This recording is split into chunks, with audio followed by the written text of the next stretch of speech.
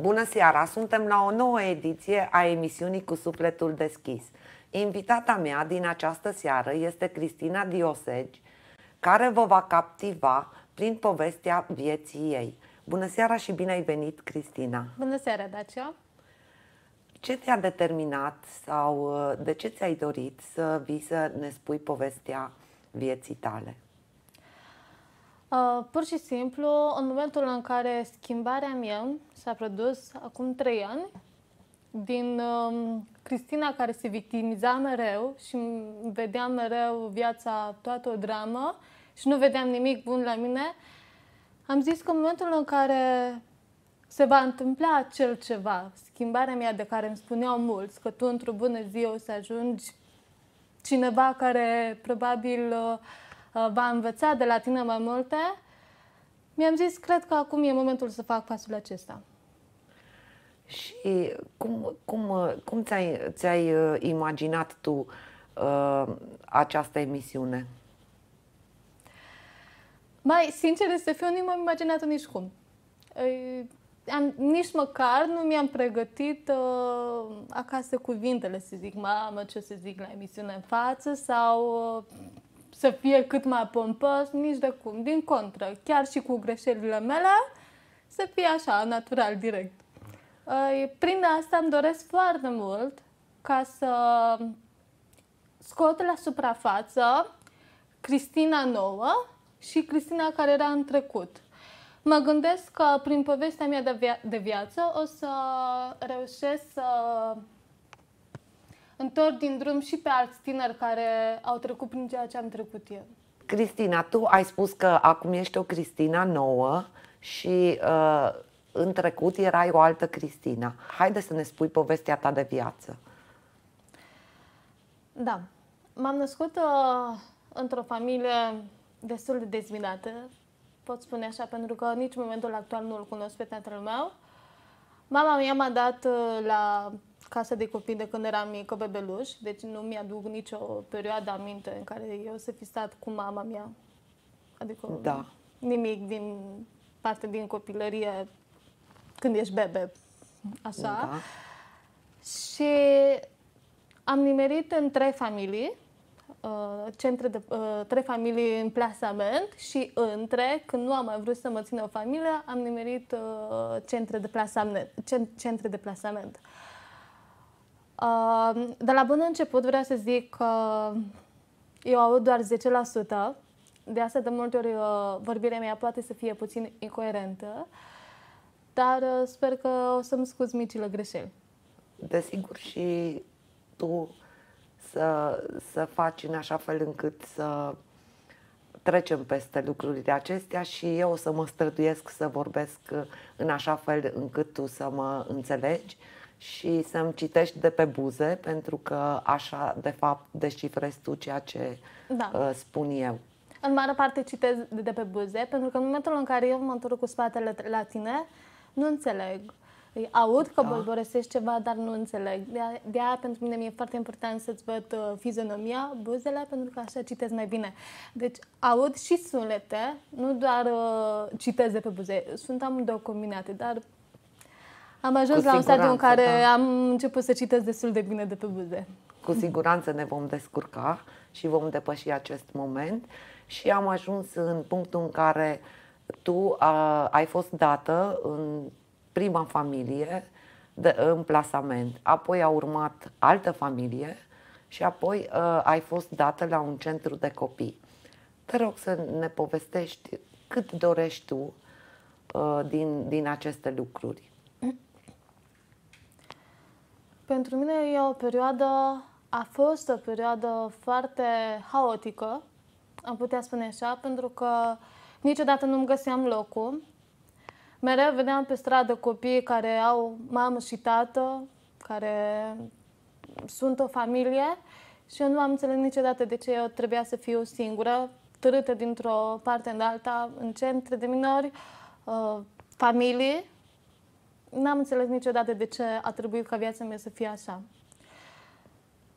În momentul în care eu am început să cresc, la 16 ani ieșisem din sistem, din măsura de protecție, reintegrându-mă în familie, pentru că protecția copilului a considerat că e mai bine pentru copilul să fie reintegrat în familie. Însă, în condițiile în care eu am ajuns acolo, la familia unde eu, familia mea biologică, să spunem așa, nu era din ceea ce mă așteptam eu să fie o familie. Nu era deloc cum ar trebui să fie o familie.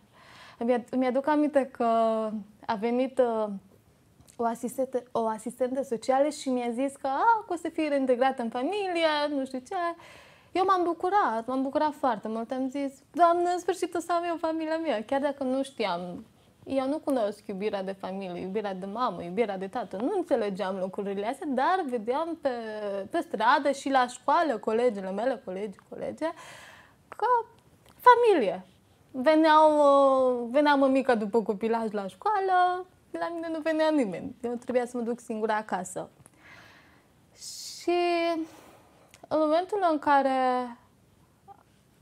am ajuns la familia de unde fac eu parte biologică, tatăl meu vitreg, că pe celălalt de vreme nu-l cunosc, avea foarte mari probleme cu alcoolul, venea mereu beat acasă.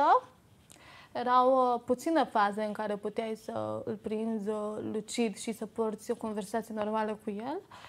Pe mine toate lucrurile astea m-au speriat, pentru că eu am nimerit în numai familii de oameni pocăiți. Oameni care cred în Dumnezeu, deci eu am fost ferită pe cât se poate de mult de să văd cu ochii mei un tată bețiv, să văd bătaie, să văd... Am fost ferită de așa ceva. Și eu la 16 ani, văzând pentru prima oară cum îi să vină tatăl tău vitreg acasă și să-și arunce așa îndrădată haina, a fost ceva foarte... Mi-a luat foarte mult să mă obișnuiesc cu asta. Mi-aduc aminte că eu, fiind obișnuită în fiecare dimineață să mă trezesc, să mă spăl la o baie normală, curată, cum era la familiile unde am stat, așa frumos, dimineața după ce mă duc la școală, acolo nu aveam baie. Ai mei stăteau într-o baracă, unde nu exista baie, nu exista apă caldă, nu exista căldură, era prin calorifer ăla cu priză, așa. Și îmi aduc aminte perfect că dimineața la ora 6 mă trezeam frumos, eu fiind obișnuită că trebuie să mă spăl de dimineață să mă duc la școală. Atunci eram la liceu. M-am spălat în fața râului, unde era baraca noastră. La ora 6 dimineața, când era și răcoarea afară, mi-a zis, eu trebuie să mă duc curată. Apoi, într-o singură cameră, stăteam eu, mama, aproape 5 persoane.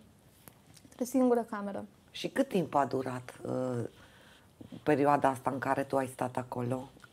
O perioadă foarte scurtă. Pentru că acum o să urmeze și să spun și de ce nu am mai stat acolo, ce s-a întâmplat. Da.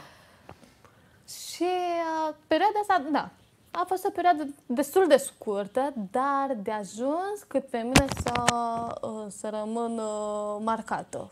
Da. Marcată. Adică să rămân cu niște imagini care mereu să rămână vii în mintea mea. Crezi că asta a fost perioada cea mai grea, care te-a marcat cel mai tare, perioada în care ai stat cu părinții tăi, de când ai fost mică? A doua perioadă.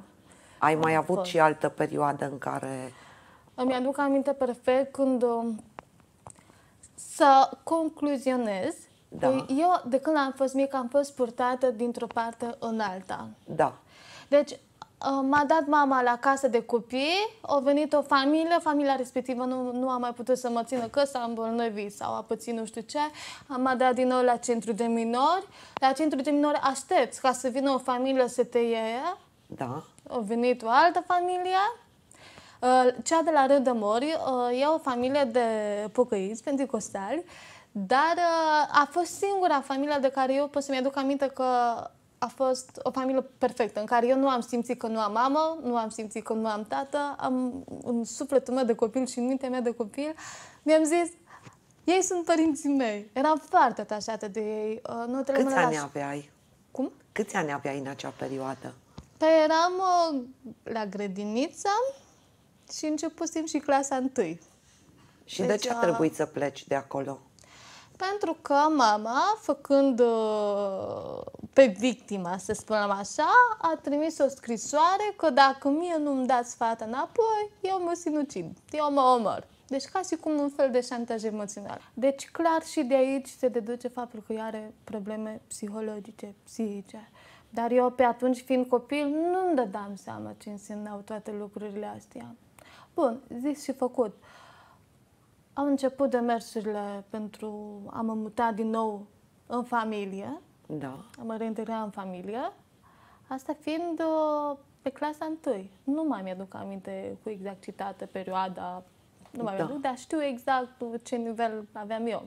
Tu trebuie să povestești numai ceea ce îți dorești tu și ceea ce îți amintești. Sigur că da, e clar, tot ceea ce zic acum e simt să spun lucrurile astea, pentru că sunt convinsă că mai sunt și alți copii, alte tinere, alți adolescenți care au trecut prin ceea ce am trecut eu.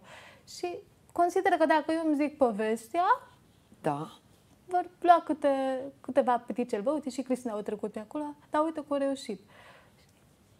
Ok. Și am fost reintegrată în familie. Mi-aduc aminte perfect imaginea în care am ajuns la Ghilar, că ai mei sunt din Ghilar, bunicii mei. Nici măcar nu era mama mea acasă. Erau bunicii mei. Deci eu nu-i cunoșteam, apar n-aveam de ei. Și îmi aduc aminte perfect cum trăgeam de ei să nu mă lase acolo la bunici, pentru că eu am atașat foarte tare de prima familie de acolo, din Râu de Mori. Am simțit dragoste, am simțit afecțiune, am simțit acel ceva ce ar trebui să simt orice copil. Eu asta am simțit acolo. Și mi-aduc aminte perfect cum am început să plâng și țipam și urlam și ziceam, nu vreau. Ei cu lacrimi în ochi îmi ziceau, Cristiana, sunt bunicii tăi, trebuie să stai aici, trebuie să reintegrezi. Și eu mi-am zis, într-un final, n-am mai putut nicio de plâns, m-au lăsat acolo în cameră, m-au mințit că mi-aduce o înghețată, nu mi-a dus nimic. Și au plecat. Sufletul meu sufera pentru că nu mai era familia la care eu crescusem. Ok. A început să treacă timpul, problemele de comportament au apărut, pentru că în momentul în care te naști și nu ai parte de un anumit timp care trebuie să stai lângă mama ta, automat, în timp ce crești, te alegi cu alte probleme pe alte părți. La mine au fost problemele de comportament. Am început să fiu violentă la școală, luam note proaste, nu învățam. Mi-aduc aminte perfect că la un moment dat mama a venit de Moș Nicolae, că nu cam aminte seara. Era deasupra capului meu că eu dormeam și deodată văd pe bunica și îmi zice, uite, ea e mama ta. Eu nu simțeam nimic. Dar ce să și simt atunci, că eram copil. Adică... Și mi-aduce o plasă de dulciuri. Am zis, ok, mama, am văzut, era tinerică, era frumoasă. Ce-i drept, mama mea a fost frumoasă. Acum nu mai știu cum e, că n-am mai văzut-o.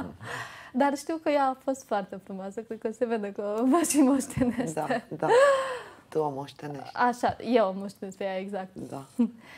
Și ajungem în punctul în care învățătoarea îi sună pe ai mei, se bate la școală, nu învață, tu nimic, aveam I la purtare. Iar mama, când îmi venea notele din carnetul de note, îmi zicea la un moment dat, foarte bine, fata mea, dă-le la toți. Adică ca și cum... Ea te instiga practic la violență. Exact, ca și cum ea era mândră de mine că eu mă băteam cu toți, că eu eram... Da. Eu pe atunci, când o vedeam pe mama că mă aprecia pentru un lucru, în sufletul meu de copil, plângeam foarte mult după apreciere. Pentru că îi vedeam mereu tristă, o vedeam mereu cu diferite probleme, în casă acolo, neajunsurile. Și pentru mine savuram fiecare moment, chiar dacă era bun sau rău, în care ea mă aprecia. Cum a fost cazul de față, bravo, fata mami, că le-a dat la toți. Nu înțelegeam eu pe atunci. Timpul a trecut. Cât timp ai stat împreună cu ea și acolo cu bunicii? Puțin timp. Nu știu dacă am stat un an între cap-coadă. Da. Timpul a trecut și bunicii mei erau foarte, foarte strict, cumva foarte severi. Țineau la numele lor, numele Diosegi, așa. Bun. Eu am început deja să vorbesc despre viața mea, despre ceea ce se întâmplă în casă, copiilor din fața blocului. Uite că n-am de mâncare, uite că n-am mâncat nimic. Nu știam, de fapt, că nu e ok să povestești casă. Dar eram copil atunci, ce știam eu? Mie mi-era foame. Adică n-aveam de mâncare. Îmi aduc aminte că odată bunica a plecat la mătușa și a rămas doar bunicul și am rămas efectiv fără mâncare. Deci mâncam doar cornul și laptele de la școală și bunicul mă punea să strâng chiștoacele de la țigări de pe jos ca să le fumeze.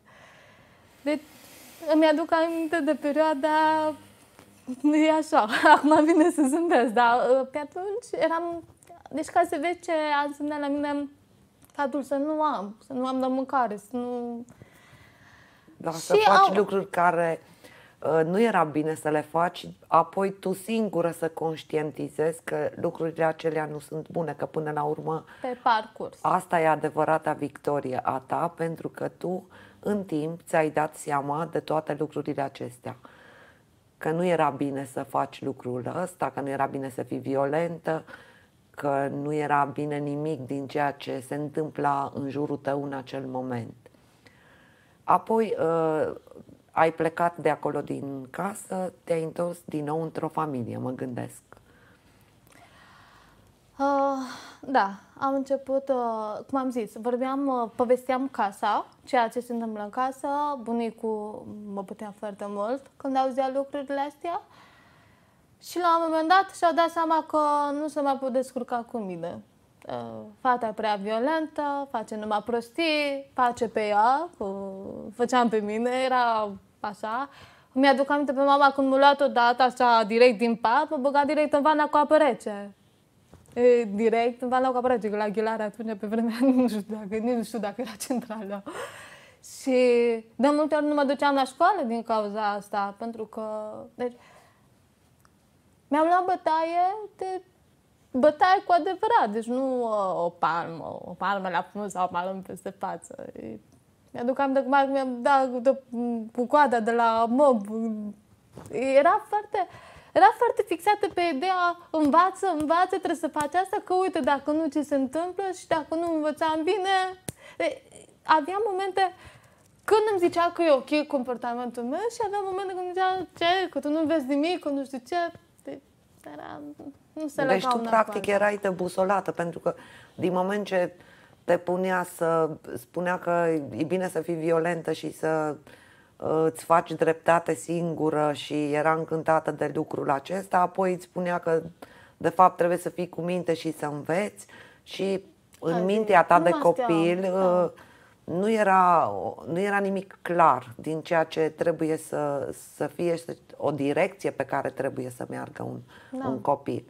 Da. Și apoi ai plecat din nou din... M-au dat. Da. M-au dat, îmi aduc aminte când am ajuns la protecția copilului la Deva. Erau cu coana acolo care a și zis o aruncați pe fata asta ca pe o cârpă. Astăzi o vreți, mâine nu o mai vreți. Și am ajuns din nou la centru de minori. Acolo am așteptat până să vină următoarea familie. Bineînțeles că am ajuns la centru de minori iară devastată, iar n-am familie, mă vedeam iară singură, plângeam. Pentru că așa eram eu făcută să mă atașez de fiecare loc. așa cum erau ei. Da, Mă atașam de locul respectiv, da. Consideram că în sfârșit e acasă, dar nu.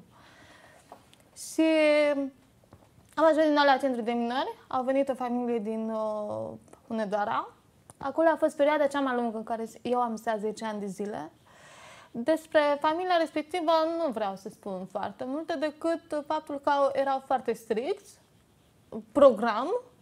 Nu exista ca eu să vin de la școală și să-i îmbrățișez sau să le vorbesc cu mami, deși cu toate că îmi doream. Da. Eu simțeam, îmi doream, aveam nevoie de apreciere, aveam nevoie să știu că, bă, uite, mă lăuda că am luat o notă de 8 la teză sau...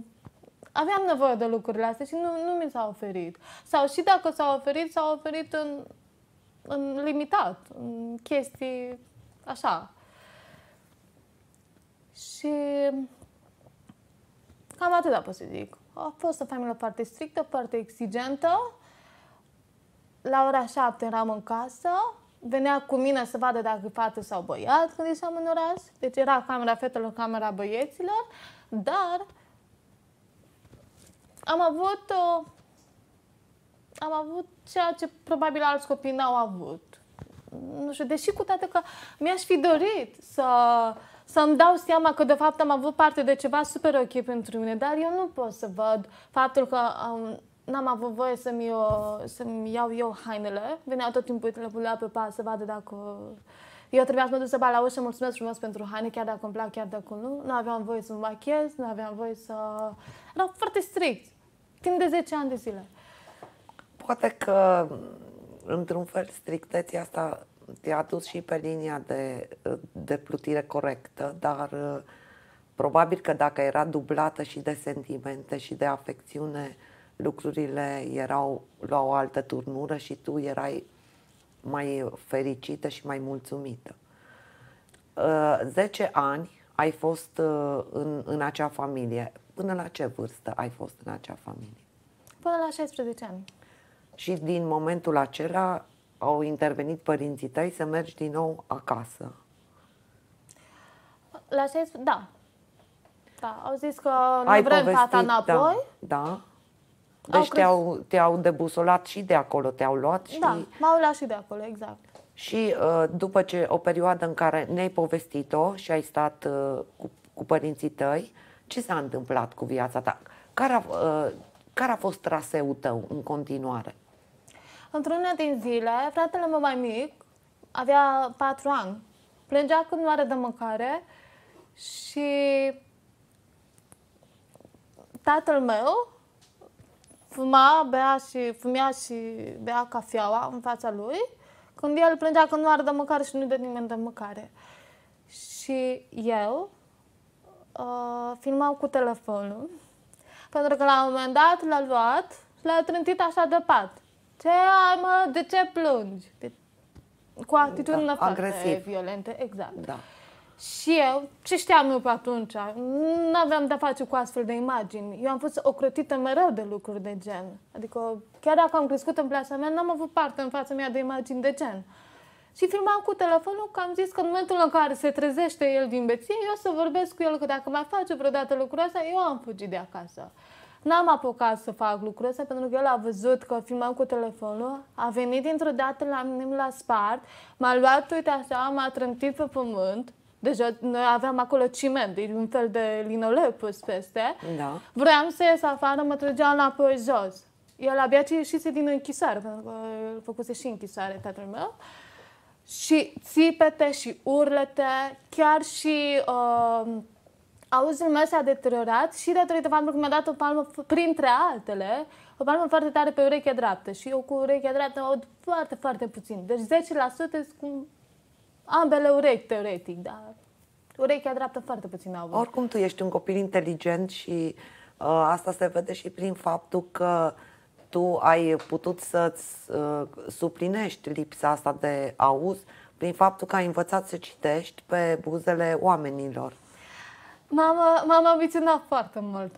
În momentul în care venise poliția după mine, pentru că vecinii au sunat la poliție, au zise țipetele, plânsetele și țipetele, deci încă o dată, tot ceea ce zic eu acum este adevărat.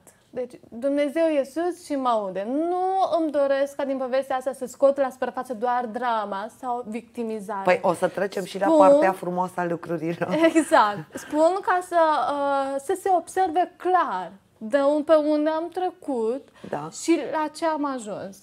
Și asta înseamnă că trebuie să spun cam aproximativ tot. Da, cam ce simți tu și exact asta trebuie să faci. Și venise mașina de poliție după mine. La 16 ani eu am intrat în Loganul alb, cum e mașina la polițiști. Da. Am ajuns din nou la centru de urgență din Deva. Da. Acolo este ca o închisoare pentru minori. Nu te lasă să ieși afară. Geamurile sunt închise. Nu ai voie să ieși afară. Nu există, vreau să mă duc să mă văd cu o prietenă. Nu. Stai în casă, e un fel de școală care o faci acolo, înăuntru. Deci, practic, eu nici nu mai aveam voie să fac școală, fiind în centrul respectiv. Ei bine, eu când am ajuns acolo, fiindcă în familia în care am fost erau de oameni pocăiți și am auzit de un Dumnezeu care mă ascultă și ceea ce e imposibil la om e posibil la Dumnezeu, eram mereu fixată pe ideea asta. Și eram cu Biblia mea superină, în cămăruța în care eram la centrul respectiv. Mă rugam și ziceam, Doamne, îmi doresc să fac școală, îmi doresc să ajung cineva, îmi doresc ca să nu se uite la mine oamenii că, uite, fata s-a trecut prin plasament, nu a ajuns nimic pe ea. Eu vreau să se vadă că o să pot ajunge cândva, poate mai bun decât oricine altcineva care au avut familie, care au avut parte de tot. Și la un moment dat mi-am pus punctul de vedere cu forte că eu vreau să continui școala, nu vreau să rămân în centrul respectiv și a trebuit să dau cu subsemnatul pe propria răspundere că în momentul în care eu ies din măsura de plasament, ei automat și-au luat mâna de pe mine. Deci eu încă eram minoră. Deci dacă mie mi se întâmpla ceva, ei nu mai aveau nicio treabă. Eu trebuia să mă descurc. Ok, am ieșit de acolo. Am ajuns la Cămin, la liceu 1, că acolo eram eu înscrisă. Și de acolo viața mea a început ca și cum a dat drumul la leu din cușcă. Am făcut tot ceea ce nu am putut să fac când eram mică. De la să mă duc să-mi cumpăr hainele care le vreau eu, machiajele care le vreau eu, să mă îmbrac cum vreau eu, pentru că nu am avut parte de așa ceva. Era tot. Am început deja să văd ce înseamnă anturajele, ce înseamnă să bei, ce înseamnă să mergi într-un club, într-o discotecă. Eu habar nu aveam de așa ceva, vedeam la televizor. Nu știam ce înseamnă toate lucrurile astea, nu știam ce înseamnă să-ți sune telefonul, ce faci, Gagico, hai ieșim la un suc. Nu. Era așa, eram ferită de lucrurile astea. Ei bine, eu când le-am văzut, a fost ca uragan. Zic eu, mă duc la club că mie îmi place să dansez. Mă duc acolo, mă duc acolo. Bun, ceea ce eu când îți spun acum de afară, pentru tine nu e ceva, e tineresc. Toți tinerii fac lucrul ăsta. Dar e o linie foarte subțire în a trece la partea alaltă care nu e chiar ok. Adică, bun, e ok să mergi la club, să te distrezi odată pe lună sau când ai tu chef să te simți bine, în momentul în care deja intri în anturaje și începi să faci și alte lucruri, nu e ok. Haide să vorbim puțin despre lucrurile acestea care nu le-ai văzut și tu că nu sunt în regulă și poate urmărindu-ne și alți tineri să învețe din experiența ta. În primul rând, bețilă. Adică, ok, e bine să bei într-un punct în care te simți bine, dar în momentul în care o dai în penibil și ajungi beat acasă și vomiți și asta deja nu mai e bine. Pentru că a doua zi, cel puțin așa e în cazul meu, a doua zi intram într-o ușoară depresie. Ce fac eu de fapt? Uite, când m-am bucurat aseară, acum sunt tristă. E ceva de genul. Am ajuns la concluzia, cum spune Eclesiastru în Biblie, toate lucrurile sunt o deșertăciune. Deci n-am ajuns să-mi găsesc plăcerea în nimic. Toate lucrurile astea erau momentele de o clipă a plăcerii păcatului. Pentru că până la urmă sunt păcate. Adevărat. Dar le-am văzut doar pentru o clipă. Este foarte bine că trecând prin lucrurile astea ne-ai rămas acolo. Puteai foarte bine să rămâi în acel mediu și să-ți faci rău în continuare în viață. Dar la un moment dat probabil s-a produs declicul, când tu ai conștientizat că toate acele lucruri nu te ajută, nu sunt bune, nu te vor face să evoluezi, nu te fac fericită. Cum ai ajuns la concluzia asta și ce te-a determinat să te schimbi? Și acum o să începem partea frumoasă a poveștii. Da. În momentul în care am început să lucrez în domeniul meu, sunt cu afeză, mi-am dat seama că Dumnezeu a pus în mine un potențial care pur și simplu nu știam de el. Îmi pleteam părul la păpuși și croșetam când eram mică, dar nu m-am gândit vreodată că eu o să ajung să lucrez într-un salon. Pentru că pe atunci era foarte greu să lucrez într-un salon, prin simplu fapt că îți trebuia diplomă și eu momentan nu aveam nimic. Adică era doar trebuia un să ai hobby. cunoștințe despre lucrurile astea și Și exercițiu. fiind singură la cămin, până îmi strângeam banii pentru curs, era ceva. Deci, practic, la mine nu credeam că voi putea să lucrez într-un salon. Însă Dumnezeu a rezolvat de așa fel încât lucrez de 7 ani și datorită, cred că datorită mai mult, schimbarea mea vine prin faptul că lucram în salon și aveam de-a face cu tot felul de cliente care aveam impresia că cumva trebuie să-mi câștig încrederea față de ele. Adică ele aveau încredere în tine și atunci și tu vrei să dai probabil mi-am dat seama încredere că și atitudinea mea trebuie schimbată. Încetul cu încetul, pentru că schimbarea asta nu vine de pe zi pe alta. Mie i-a trebuit 3 ani. 3 ani de plânsete, 3 ani de eșecuri, 3 ani în care tot așa. Când eu am plecat și dincolo. Am lucrat în Viena, în Italia, m-am întors seară. Bineînțeles că vorbele celor din jur îmi spuneau Cristina e instabilă, Cristina care nu poate, Cristina care nu o să ajungă nimic niciodată. Pe mine m-am ambiționat. Lucru care m-a ambiționat mai mult de atât a fost și o tipă foarte șmecheră, cum îi zic eu, din București, o cheamă Diana Apostol și este și ea hairstylist. Ea fiind la un nivel foarte înalt. Adică face niște lucrări geniale. Și mi-am făcut odată curajul de i-am scris. Îi zic eu, Diana, uite, ce fac în cazul ăsta la un blond cu multe pete? Cum să uniformizez? Nu mă așteptam să răspundă. Dar mi-a răspuns. Eu, când abia puneam un ciocolatiu pe păr. Adică abia întindeam o vopsea pe păr. Și ea fiind de la nivelul ăla înalt, s-a uitat la mine care eu eram aici jos. Pentru mine a contat foarte mult că ea de acolo de sus s-a uitat la mine jos și m-a motivat. M-a motivat și mai mult. Mi-a spus, Cristina, tu o să poți, tu reușești, te-am văzut cum lucrezi. Tu o să poți mai mult de atât. Și a început așa o prietenie, o relație. Mi-a stârnit și mai mult motivația. Vreau să fiu un om așa cum ar trebui să fiu. Tu îți dădeai seama, de fapt, care sunt lucrurile bune și care nu sunt bune și cam cum ar trebui să fii ca să fie totul în regulă. Și faptul că ai conștientizat toate lucrurile astea, ți-au fost de mare ajutor.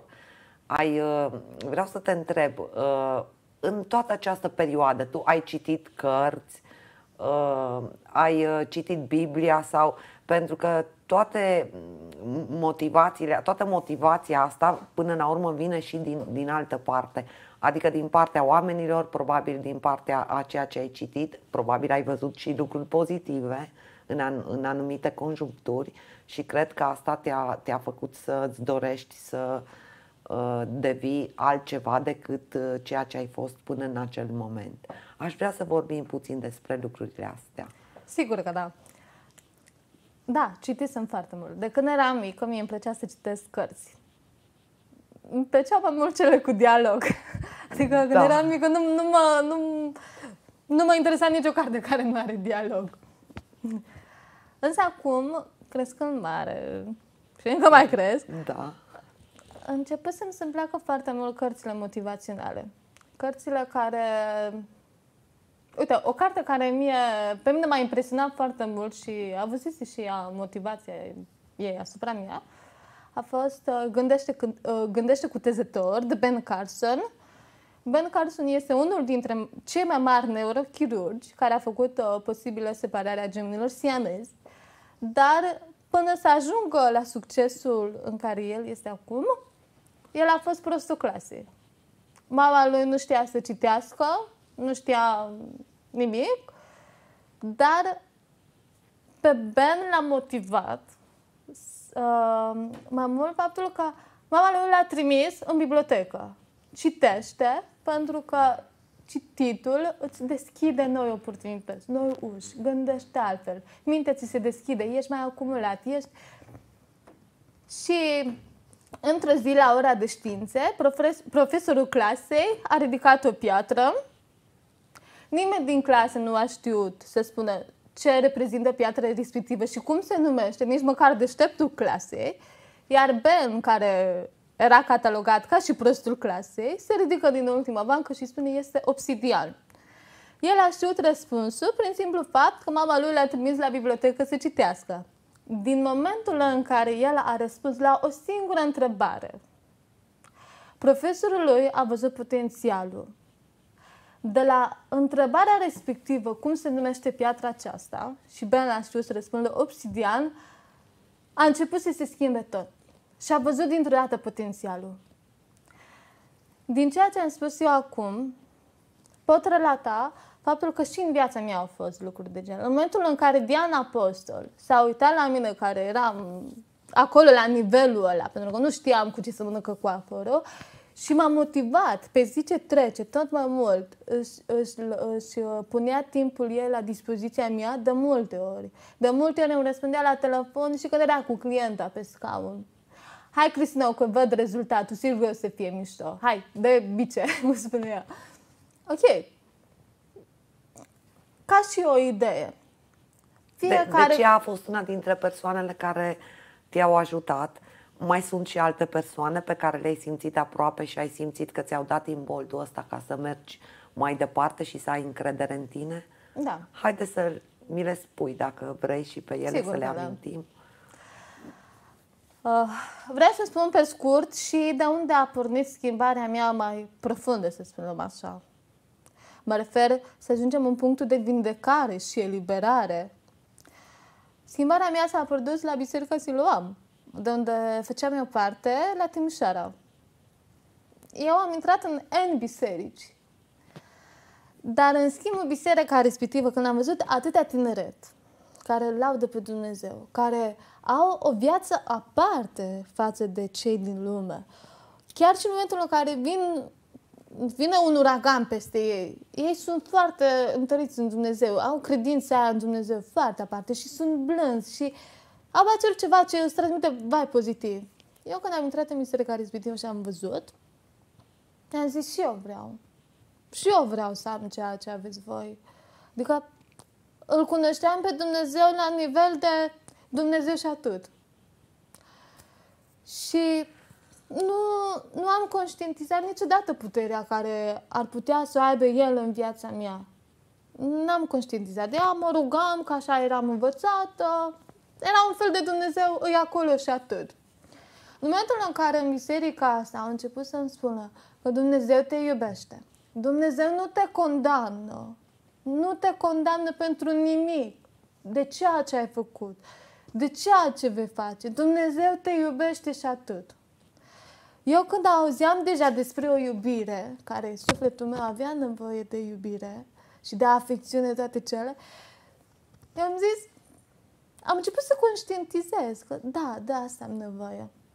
Am nevoie, în primul rând, de un Dumnezeu care să pună în mine iubire, dragoste și pace.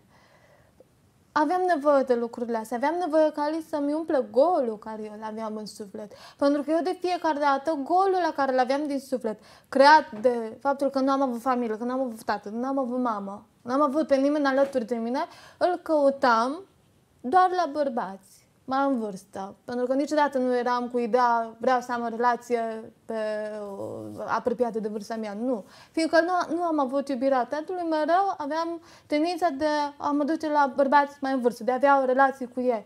Pentru că cumva îi tângeam de să-mi ofere ei iubire, afecțiune, ceea ce n-am avut eu parte în trecut.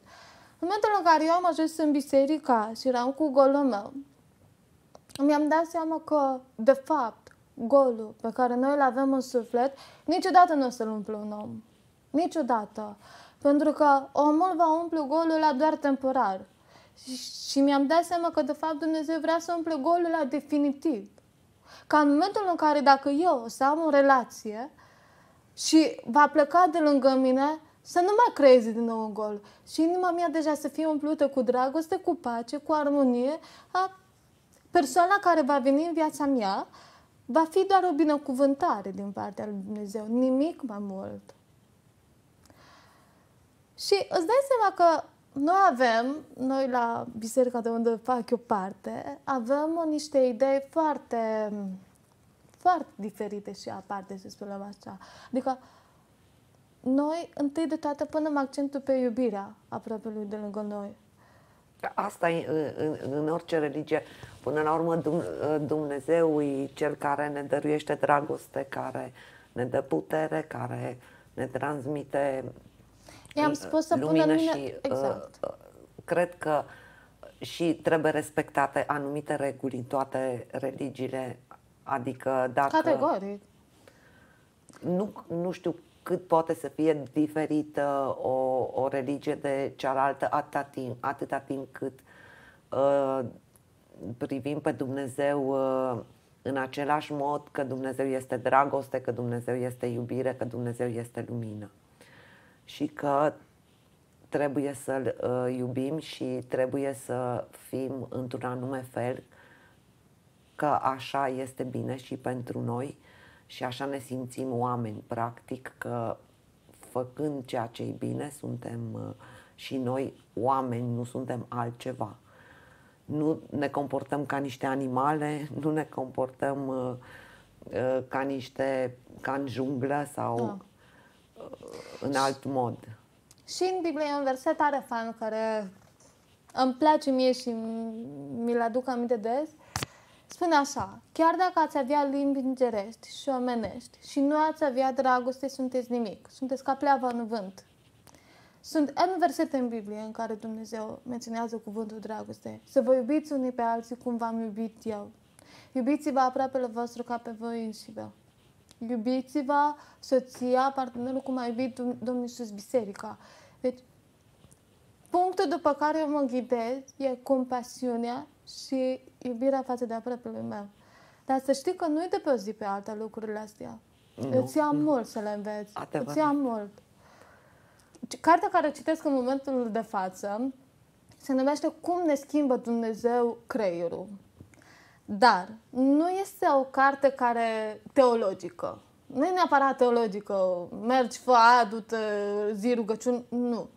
E vorba despre un cercetător care a vrut să demonstreze faptul că în a avea o credință într-un anumit lucru, indiferent că ești ateu, că ești baptist, că ești penticostal, în a avea o credință este foarte important și este benefic pentru tine și pentru sufletul tău.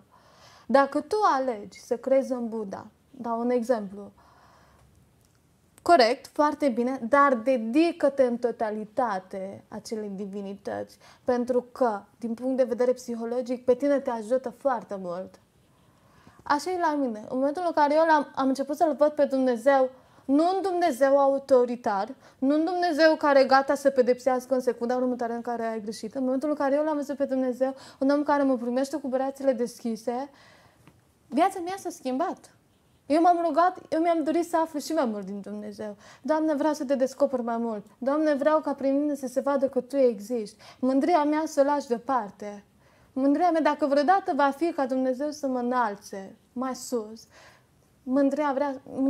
nu vreau altceva decât să se vadă, să reflecte El în mine. Pentru că, de fapt, cred că și ăsta e scopul pentru care am venit în emisiunea nu să mă victimizez, nu să dramatizez, ci să scot la suprafață și faptul că în a avea credință în momentul de față în Dumnezeu. Dar nu doar atâta, Doamne, Doamne, dă-mi aia, Doamne, n-am aia, să te plângi. Pentru că Dumnezeu nu vrea ca noi să ne plângem. Dumnezeu se îngrijește de păsările cerului, cu atât mai puțin de noi. Și atunci, de ce să ne plângem? Ia, hai să fim un pic atenți la ceea ce Dumnezeu ne-a dat și ne-a binecuvântat în ultima vreme. Faptul că te-ai trezit, faptul că ai o apă, faptul că ai de mâncare, e o binecuvântare. Dar, cum am zis, îți ia foarte mult până să ajungi în punctul în care să conștientizezi că ești mai binecuvântat decât tu crezi. De aici s-a produs schimbarea mea, în momentul în care eu am început să mă apropii de Dumnezeu. Pentru că atunci când am început să înțeleg fraza mai puțin din mine, mai mult din El, viața mea s-a schimbat. Am început să văd altfel. Ok, Cristina e instabilă? Cristina nu știu cum mă catalogau toți? Nu. Eu sunt un om nou în Hristos, eu pot să merg mai departe în credință în Hristos, pentru că e și verset biblic. Pot totul în Hristos care mă întărește. Deci, dacă eu, care cred în Dumnezeu, da? Și m-am dedicat în totalitate la ceea ce înseamnă, la divinitatea mea, hai să luăm așa, hai să nu spunem Dumnezeu, îi spunem divinitate, că poate sunt alți care ne urmăresc și sunt atei. Spunem divinitate. Dacă eu m-am dedicat divinității mele și am început să mă rog, și am început să cer mai multă înțelepciune, am început să cer mai multă siguranță, am început să cer ca El să îndepărteze din viața mea toți oamenii care nu-mi sunt ok și să aducă alți oameni care pe mine să mă ridice moral și spiritual. Exact asta a făcut Dumnezeu. Dar El nu a făcut-o din obligație. Eu până când nu am cerut lucrurile astea, eu am stat în anturajuri, am stat în beții, am stat în droguri, am stat pentru că am avut... Asta e o altă poveste. Am fost și dependent de droguri. Eu până când nu am ajuns în spital de ultima fază, de la o supradoză de metafetamină, eu nu le lăsam. Eu eram, fiind și în depresie, fiind în Viena, pentru că în Viena s-a întâmplat lucrurile astea, mergeam la salon, nu vedeam nicio satisfacție, nu aveam pe nimeni lângă mine, simțeam sentimentul de singurătate la maxim. Nu vedeam nimic bun în viața mea. Cred că singurul lucru bun care vedeam era salonul. Atât. Mă bucuram, începeam să plâng numai când o clientă se întorcea și zicea, mamă, Cristina, ce frumos m-ai făcut. Că era singurul moment în care eu savuram plăcere, savuram apreciere, savuram acel ceva de care nu am avut parte. Și alea secundele alea pentru mine însemnau ceva. De-aia zic, mă agățam tot timpul numai de... Cât timp este de când tu ai renunțat complet la băutură, la droguri, acum ai 24 de ani. Cât timp a durat acea perioadă în care tu practic ai fost pierdută? Trebuie să menționez faptul că nu am avut ani de zile la rând. Adică a fost o perioadă de câteva luni în care eu am intrat în niște anturajuri și am tras pentru prima oară cocaină sau metafetamine sau așa ceva, care eu habar nu aveam de ele. Îți dai seama, în momentul în care tragi o linie, mamă, ce stare îmi dă, mai iau încă una, pentru că la un moment dat trece. Metafetamina e de 8 ori mai puternică decât cocaina. Pentru că are un efect foarte, foarte puternic asupra ta. Și asta a avut în cazul meu în care eu am luat o grămadă de linii pe noapte și am ajuns la spital. Eram în ultimele minute de viață, pentru că eram cu un puls foarte scăzut. Eu am și documentele acasă, adică nu e... Da. Și medicii nu m-am dădeau șansă că eu trăiesc. Dar în momentul ăla, eu știam de Dumnezeu. Eu am crescut și în biserică. Mulți s-ar fi uitat la mine și zicea, tu, Cristina, stai puțin, ori cu Dumnezeu ori așa, știi? Judecată, pentru că majoritatea mă judecau. Dar în momentul ăla am zis în minte, Doamne, nu știu ce se petrece. Te rog, ajută-mă să scap. Am mai avut trupeu să mai zic lucrul ăsta, chiar după toate ce l-am făcut. Doamne, te rog să mă scapi. Și ai luat așa brusc decizia de a doua zi, gata, eu nu mai doresc să mai beau, să mă mai droghez, să mai stau în anturajul ăla. Și pur și simplu ai reușit fără nimic. Am reușit cu Dumnezeu. Cu Dumnezeu, adică fără alți oameni care să vină să te ia de mână, să te ducă undeva, să zică hai că te ajut eu sau că fac lucrurile nu, astea? aș minți să spun lucrul ăsta. Nu. Au fost niște oameni care mi-au văzut potențialul. Oare să dau și numele în direct sau... Cum vrei tu. Ok. Dacă crezi că ei își doresc să își audă numele, e în regulă. Pentru început a fost Flori. O știi pe Flori? Da, Flori Flori de la salon, colega Da. mea, care mă știa de la 16 ani. Ea știe din momentul în care am început să umblu pe drumul ăsta cu coafor. Ea a fost foarte mult lângă mine. În momentul în care sufeream, în momentul în care nu mergea o relație, da, pentru că am avut și o relație tânără, lasă, Cristina, că o să fie bine, lasă că sunt eu aici, lasă puiul mami. Deci, pur și simplu, avea latura ca și de mama mea. Da. Venea și mă pupa pe frunte. Cum ești, puiul? Ai dormit? Deci, avea acel ceva care n-am avut parte de ele în copilăria. Păi n-ai avut din moment ce tu ai fost tot mutată dintr-un loc în altul și practic tu acum acum ești singură, tu nu ai familie, nu ai undeva să zici că eu mă duc acasă, în sensul că am un frate, am o soră, am o mamă, am un tată la care pot să mă duc. Deci practic tu ești singură, dar de fapt tu nu ești singură pentru că tu ești un om realizat deja și profesional, ești echilibrată și emoțional, ai încredere în tine, ai reușit. Și ceea ce mi-a plăcut foarte mult când am stat de vorbă cu tine au fost două lucruri. Unul, când mi-ai spus că toată lumea te-a îndemnat să mergi să-ți faci un certificat că ai acest defect și că nu auzi și că ai fi putut obține un certificat de handicap și ai fi putut să trăiești foarte bine cu acei bani și tu ai refuzat categoric acest lucru. Deci asta mi s-a părut extraordinar. Și ce mi-a mai plăcut iară foarte mult, că nu am stat foarte mult amândouă de vorbă, să zicem 2-3 ore până când ai venit în emisiune. Mi-a plăcut faptul că tu mi-ai spus că mergi și tunzi copiii de la casa de copii periodic și că ei sunt bucuroși și practic tu ți aduci cumva un aport și le dai atenție și le faci un bine. Hai spre finalul emisiunii, că ne îndreptăm spre finalul emisiunii, să-mi spui ce simți tu în momentul în care te întorci acolo să faci lucrurile astea pentru copii și ce planuri de viitor ai apoi și spre sfârșitul emisiunii o să te rog să dai un mesaj telespectatorilor noștri. Deci ce simți tu practic când te duci în casa de copii și îi tunzi? Ce se întâmplă acolo? Un lucru foarte frumos. Cred că mă văd pe mine. Cred că mă văd pe mine când eram eu mică, întâi de toate. Mi-aduc aminte că la centru de minori unde eram eu, a venit de sărbători, de Paști, mi-a adus cineva o plăsuță cu o portocală. Portocale și, mă rog, ce mai era în plăsuța respectivă. Da. Eu știam că unii oameni fac lucrurile astea, dar în schimb atunci am simțit eu bucuria care, în momentul în care am luat plăsuța, în care știam că am dulciurile mele, care așa, de-aia zic că am fost tare bucuroasă. Mergeam la oamenii respectivi, îi luam în brațe, pentru că noi avem acel ceva aparte. Noi suntem foarte empatici. Ne atașăm, simțim un om care transmite vibe pozitiv. Simțim acel om, parcă de multe ori vedem și în sufletul lui. De multe ori mie mi se întâmplă nici să nu-mi dai detalii despre tine, că încă îmi dau seama ce fel de om ești.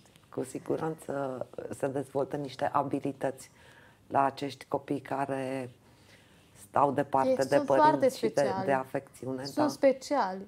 Sunt speciali, într-adevăr. De multe ori văd în copiii respectiv, văd un viitor bun, doar că au nevoie de o susținere, au nevoie de cum a fost la mine Diana Apostol, așa ar trebui să fie și copiii ăștia, să aibă o motivație, să aibă o susținere. Bă, uite, are încredere în mine Dacia, nu vreau să o dezamăgesc. Să știi că am și eu de acum o să vin să-mi fac părul doar la tine pentru că eu te consider o profesionistă, te respect pentru tot ceea ce faci. pentru meseria și cum ți-o faci și cum te comporți. Și într-adevăr, mie mi-ai câștigat încrederea. De asta zic, copiii ăștia chiar au nevoie de oameni ca și tine, de oameni care să îi motiveze, de oameni care să le ofere îmbrățișare, de oameni care să îi motiveze să ajungă chiar un exemplu pentru ceilalți din societate. Pentru că ei pot. Eu sunt foarte fericită pentru tine că ai ajuns, că ai avut o poveste tristă la început și că ai ajuns aici, ești o femeie frumoasă, stăpână pe tine, pe picioarele tale, ai un venit, reușești să te întreții singură, meseria ți-o faci impecabil și nu pot decât să fiu fericită și să mă bucur că te-am cunoscut și că ești așa. Cred că te motivează și pe tine ca om când vezi încă o dată cu ochii tăi ce poate să ajungă un copil din centrele de plasament. Cu siguranță și îmi umple sufletul de fericire. Deci cred că este mult mai greu să reușești din poziția asta decât dintr-o poziție confortabilă, dar asta te va face puternică pentru tot restul vieții. Ai o maturitate care nu au alți oameni de vârsta ta care n-au trecut prin aceste lucruri. Mă bucur enorm că ai citit, mă bucur enorm că acum cauți compania oamenilor de la care ai lucruri de învățat. No. Și asta denotă că tu ești pe drumul cel bun. Deci cu siguranță vei reuși și vei urca treaptă cu treaptă până vei ajunge acolo unde Dar nu reușeam singura. Nu reușeam singura. Cu Dumnezeu Dacă nu erau... De multe ori Dumnezeu alege să-și facă lucrarea cu oameni. Prin oameni. Prin oameni, exact. Da. De multe ori îi trimite Dumnezeu în calea mea. Cristina are nevoie de tine. Cu siguranță. M-am văzut ca și un copil care are nevoie de lăptic la început, pentru că nu știe să meargă, are nevoie de mâncare, să-l hrănească cineva. Mai târziu deja îl învață să meargă, să vorbească. Așa m-am văzut eu. Și încă sunt în punctul în care mai am de învățat, pentru că nu...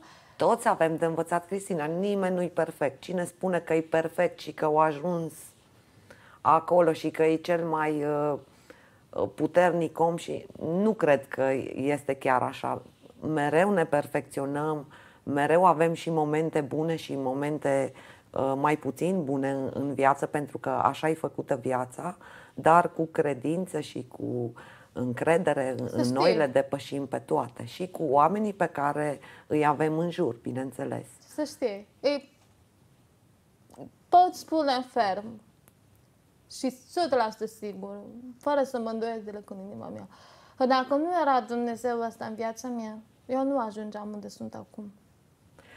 Eu aș vrea să dai un mesaj telespectatorilor noștri, să te uiți în camera aceea și să transmiți un mesaj spre finalul emisiunii, că am ajuns la finalul emisiunii. Te rog, Cristina. Mă bucur întâi de toate că ne-ați urmărit și vreau să spun că pentru mine m-am simțit onorată să pot să-mi spun povestea. Încă e cu părticele micuți, pentru că nu e chiar toată. O să mai vii și o să mai povestești. Exact. Dar, cum am zis, nu am vrut să mă victimizez. Nu am vrut să scot la suprafață doar drama. Ci a fost nevoie să spun și lucrurile prin care am trecut, ca să poți să-ți dai seama că, indiferent de povestea care o ai în spate, indiferent de trecutul tău, indiferent de ceea ce ai făcut înainte, tu poți să ajungi un om și un exemplu pentru ceilalți. Un om care să își dea seama de abilitățile lui, să își dea seama de ceea ce este el, de puterea care o are acolo undeva în suflet, pentru că de fapt fiecare om are o anumită putere în suflet și în corp, care poate să meargă mai departe. Îmi doresc ca oamenii care au funcții înalte, și nu numai, toți oamenii care interacționează cu copii din centrele de plasament, să-i motivați, să-i îmbrățișați și să aveți încredere în ele. Oferiți-le încrederea aia care probabil nu au avut în copilărie. Pentru că o simplă încredere, exact cum am zis de Ben Carson, așa pot să se întâmple și în viața acestor copii, să meargă mai departe. Mulțumesc, Cristina. Mulțumesc La eu. sfârșitul emisiunii și eu o să vreau să te îmbrățișez. Pentru că ai fost puternică, pentru că ai putut să spui toate lucrurile astea. Eu te mai îmbrățișez și în rest, în general, sigur. dar o să vreau să te îmbrățișez și acum la sfârșitul emisiunii. Eu îți doresc multă sănătate, am încredere în tine, vreau să văd că o să fii treaptă cu treaptă tot mai sus și tot mai bine, tot mai veselă și tot mai fericită. Și îți mulțumesc pentru că ai fost în emisiune, pentru că ai avut acest curaj, pentru că tu ți-ai dorit singură să faci lucrul acesta. Tu ai venit spre mine și mi-ai spus că vrei să spui povestea ca ceilalți oameni să învețe ceva din lucrurile pe care tu le-ai trecut în această viață. Să arăt că se poate. Da, da. Se poate, indiferent de ceea ce ai făcut, indiferent de viciile care le-ai făcut, se poate să ajungi un om care să se bucure de lucrarea mâinilor lui, să-și câștige singur pâinea. Da. Poți. Îți mulțumesc, Cristina. Mulțumesc eu. Le mulțumesc și telespectatorilor noștri. Aceasta a fost emisiunea Cu sufletul deschis de la Independent Hunedoara TV. Vă mulțumim, la revedere!